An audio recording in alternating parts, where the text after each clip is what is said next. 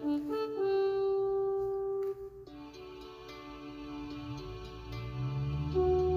everybody, Myster here, and welcome to another episode of Myster Talks Movies, a series where I go over the various movies that I've seen and I go over them, give my own opinions about them. And as always, I'd like to thank you all for the support that I've been getting for this series and this channel.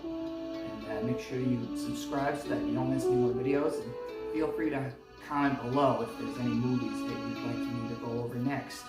So without further ado, let's get right into things. Alright, so here's this game. I wanted to make a video today, but yeah, I didn't really have any ideas on what to do. So I remembered a while back I did like a little bit of a thing on my Instagram asking my fellow friends, family, and colleagues if there's any movies I do, and well, I did get some suggestions. Option number one, I haven't seen yet. Option number two, although that movie is very long and complicated, and I do that, yeah, but I can't really find it anywhere. So yeah, I'm saving option number 4 for the next episode, and option 5, well, to be honest, I don't really want to do that one. So I guess the only option left is option number 3, and that is 2021's Pig. Yeah, it just came out last year and became an instant hit. Yeah, I saw this movie last night on Hulu, so this ought to be good. It's a drama thriller starring Nicolas Cage. It's by some indie guys, so this ought to be fun. So without further ado, let's get started. Nothing like a good cup of Joe at 11 in the morning. Although it's not coffee, it's hot chocolate. I don't like coffee, it's too bitter. The movie starts off in the Oregon wilderness. Eventually we're introduced to this guy named Rob, played by Nicolas Cage. Yeah, it's kind of weird. First, yeah, not even 10 episodes in, and I've already talked about Nicolas Cage movies twice. I must really like that guy.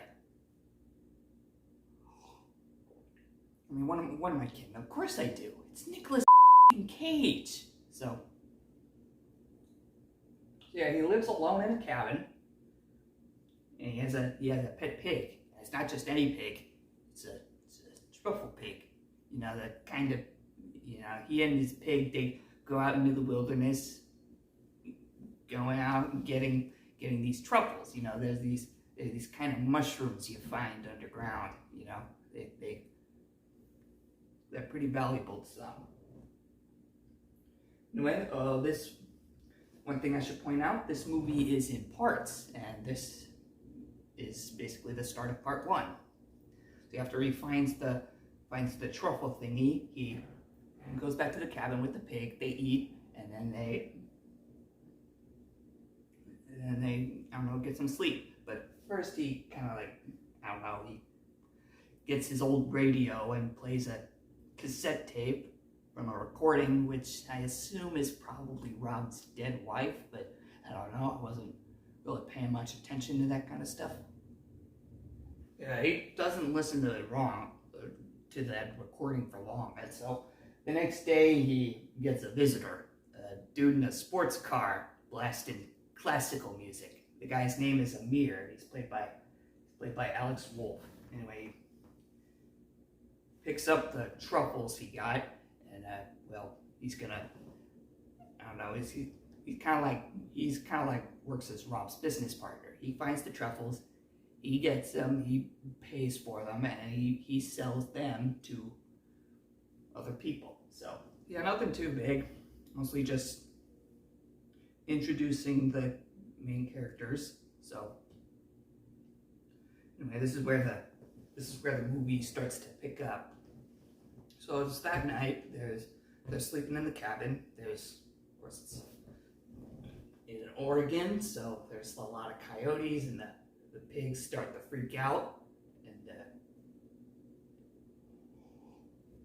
Rob tries to, I don't know, comfort the pig, and he's like, yeah, come on, man, everything's gonna be all right. But then all of a sudden, the door busts open, and a mysterious guy comes in. He knocks out Rob, takes the pig, and goes elsewhere with it. Yeah, after the next morning, Rob realizes that his pig is missing, so he has to, and not missing, it's been kidnapped, and so he has to begins his epic journey for vengeance. Sounds badass, right? Well, it's better because that's probably the most badass thing that's in this movie. I mean, the movie's still good, it's just, we'll get to it another time. So he goes up to his pickup truck that he hasn't touched in, I don't know, years, and it won't run, so he has to kind of like walk through, I don't know, who knows how long he's been walking. He eventually finds a diner where he calls Amir, the guy from earlier, and he agrees to help him find the pig. I mean, how else are they gonna find truffles in the Oregon wilderness? I spilled some for a second. So after asking around some other, I don't know, his, what do we call, truffle buddies, asking about the pig as to where it was, they couldn't really find any details or anything. So anyway, later that day, at night, they drive out into Portland, that city in Oregon, and once he gets into town, he meets this one guy named Edgar. He tries to ask him for help as to if he knew where the pig was, and Edgar says no, because, well, he doesn't exist. At least that's what I know. I don't know. And yeah, it's kind of weird how that works. And so, yeah, Rob, with nowhere else to go, decides to go to this place called Hotel Portland. And Amir's like, wait a minute, something's not right here. I've been in Portland all my life, and I've never even heard of a place called Hotel Portland. And then Rob's like, well, that's because that place burnt down, like, I don't know, 10 or so years ago. But the basement's still intact, and criminals have been using that. So yeah, we gotta go there. So they did. They go there. There's a bunch of criminals there, some other sketchy people, some guys are beating each other up, and of course Rob walks in and he gets a bunch of stares from people, and then he goes up to a cardboard wall, I guess, and he writes his full name, which is, reveals his full name, which I don't know is of some importance. The name is Robin Feld, and everyone stood, and a lot of people they just sit there and stare at them, and I'm like, something tells me that this guy is of some importance. Yeah, apparently Rob used to live in Portland, and I'm like, wait, he has a past that's like very, I don't know, very fitting considering this is a drama thriller. So what is it? Is he a hitman? Was he in the mob? I mean, I don't know, man, but yeah, the answer for that is, I don't know, not as thrilling as those things I just mentioned, but yeah, it's alright, I guess.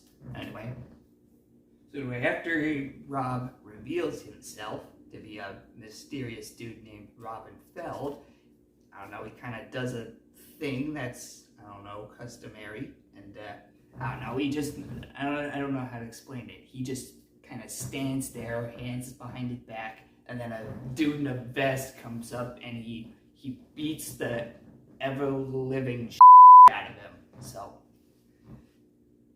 yeah, eventually he stops. Yeah, that's pretty much it. I don't know. Edgar probably tells Rob something. I don't know. I wasn't really paying attention to much. I was just focusing on putting the main stuff on this list. And so after having the lights knocked out of them, Rob and Amir go to Amir's place where they spent the night. And this is the beginning of part 2, with part 2 of 3. Look at that, we're already a third through this movie, and this is pretty good. And anyway, the next morning you got Amir and Rob there. They're sitting there, and I don't know, they have a very serious and deep talk. Amir, his parents, they I don't know, at one point they have like a date night, and from what they can gather, the meal that they had in that date night was supposed to be like the best of the best they've ever had, and it's a very heartfelt moment. But as for Amir's parents, the dad's still alive. He runs a fancy restaurant, and as for Amir's mom, well, she killed herself. So yeah, that's a very dark twist. And as for Rob, well, we see a little bit about his past, potentially. I don't know if it was at this point or later on in the movie. I don't know. Like I said, I only saw this movie last night, and I'm still foggy about it because I just woke up like, I don't know, 3 or 4 hours ago. So anyway, at one point, Rob tells Amir about his past. He wasn't a mob guy. He wasn't a hitman, but rather he was a chef. Apparently, he was the same chef that gave Amir's parents that one meal that they really liked. So, yeah, that's interesting. And he used to be married. He used to live in Portland, but I don't know what exactly happened. There was a tsunami, and I don't know. I don't think she.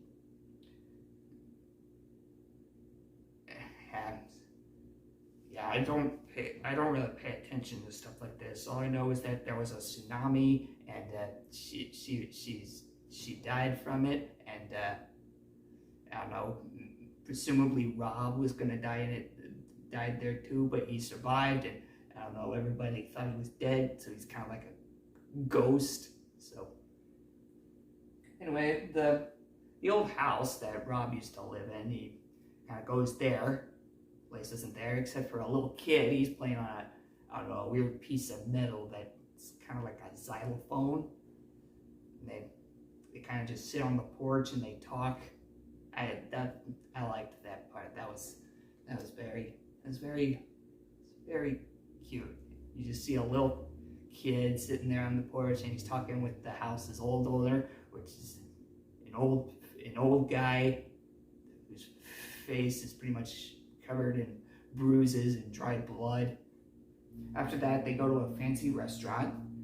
The restaurant that Amir's dad, whose name is Darius, he owns. Anyway, they try and eat these, I don't know, oysters, and then eventually they talk to the chef, who is apparently acquainted with Robin. So they have a very very deep discussion. They learn that probably Amir's dad has the pig, and that's kind of took a turn real quick. Rob and Amir have a bit of an argument. It was the argument was very tense, I don't know, it had me like, well, you know, how about that? Yeah, so at one point, Rob, he kind of kicks Amir's sports car, leaves it pretty damaged. So long story short, the two get separated and kind of do their own thing for a bit. And so anyway, Rob goes to Amir's dad's place. He's sitting in Darius's office, and then Rob is like, "Hey man, where's my pig? I know you have my pig. Where is he? Where is she? I want her back." Long story short, he won't give the pig, so won't give the pig back to him. So yeah. Anyway, he's like, "Yeah, I don't have your pig, but even if I did, I still won't give it to you. Now get the out of my office and I'm gonna send you the money. And if you ever come back here, I'm gonna turn your pig into bacon. And I'm gonna, I don't know, just a spite or something like that, somewhere along those lines." So anyway, Rob's pretty bummed out. He needs to find a way to get the pig back, and Amir's there. They reunite. Yeah, very, very good. And anyway, Rob comes up with a plan to, I don't know, persuade Darius into giving Rob's pig back. So, yep, and thus begins part 3. The final act of the movie. This should be very interesting. So, anyway, first things first, Rob has to gather some things in order to I don't know, make something. So here's the thing. They split up. Amir goes to this one place where he gets a bottle of wine from this one lady, and he also happens to find Rob's wife's tomb or somewhere along those lines. And as for Rob, he gets I don't know what he gets. He kind of gets like a chicken or a hen or something. And he also goes to a bakery, which his dead wife used to own. He has a conversation with the baker, whose name I forget, and he kind of gets a salted baguette. So, yep, they kind of got all the stuff they need. So, yeah, this is probably one of my favorite parts of this whole movie. It's actually kind of comforting. We got Rob and Amir. They go back to Darius's place, and they kind of cook cook something with the stuff they get, and that's kind of cool. They kind of work together. They kind of make the food, and it ends up looking and the food looks pretty good. And so that brings us to the dinner scene where they get Darius to eat the food, and as it turns out, this is basically the same meal that he made for Darius and his dead wife. So yeah, it was very emotional for him, and yeah, it was also kind of nerve-wracking I was like, what are they going to do next? I mean, let me tell you, I have not seen a dinner scene that intense since Shrek 2. So yeah, it's interesting. Anyway, Rob's in his office crying, and Rob's there, and he's like, "Hey man, you good?" And Darius, he's like, "Get, I'm warning you, get the out right now." And he's like, "Sorry man, I want my pig back." And he's like, "Yeah, why'd you do this? How'd you?"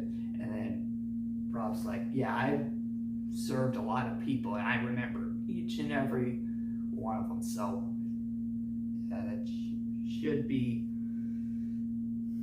So I am able to remember everyone's, the food they had and all that. Now, speaking of which, can I have my pig back or something?" and something like that. Yeah, my pig, that's why I'm doing all this for. And then Darius is like, yeah, about that, there's something I should tell you.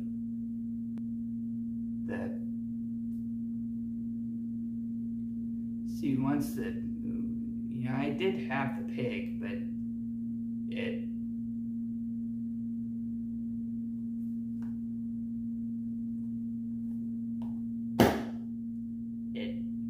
died. And I'm like, oh no. Oh man, it must have been real hard for Rob. I mean, his most prized possession was his most valuable possession is gone forever. It was very, very sad. So fast forward to, I don't know, the next day. Rob and Amir are out of Portland, heading back to Rob's cabin, and he's like, Amir was like, all right, man, I'm sorry about your pig. I guess I'll see you on Thursday, I guess. Oh, Rob, now alone and pigless, heads back to his cabin where he plays his girlfriend's tapes of her playing the guitar and singing music, and well, the movie ends after that. So yeah, it was a pretty good revenge story, I guess. I mean, I've seen a lot of revenge movies throughout college, but this one was different. This one was a lot more quieter, more subtly beautiful in a way. It's a lot more calm, and there's not a lot of bloodshed and death. And I gotta admit, it's a really nice, I don't know, change of pace from the other thriller movies I've seen. I ended up having a real good time watching that movie last night, and yeah, I really liked it. It was awesome. I'll have to show it to my parents one time. I think they might like it. Yeah, thanks for watching, everyone. Don't forget to leave a like, comment, and subscribe. Make sure you comment if there's any movies that you'd like for me to talk about next. And as always, I will see you next time. Bye.